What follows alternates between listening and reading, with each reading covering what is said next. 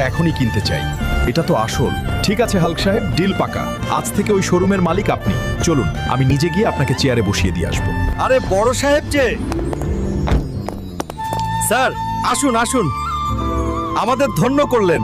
চুপ কর, আমি একা আসিনি, আমার সাথে এই শোরুমের নতুন মালিক এসেছে। উনাকে সালাম কর। তুই ওই ভিখারি, তুই আবার এখানে এসেছিস? বড় সাহেবের গাড়িতে ওঠার সাহস পেলি কি করে? সিকিউরিটি, কার সাথে কথা বলছিস জানিস?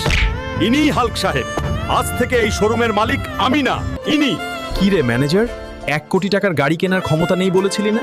এখন তো পুরো শোরুমটাই কিনে নিলাম। স্যার আমাকে মাফ করে দিন, আমার ছোট ছোট বাচ্চা আছে স্যার, আমার চাকরিটা খাবেন না। ঠিক আছে, তোর চাকরি থাকবে, তবে ম্যানেজার হিসেবে না।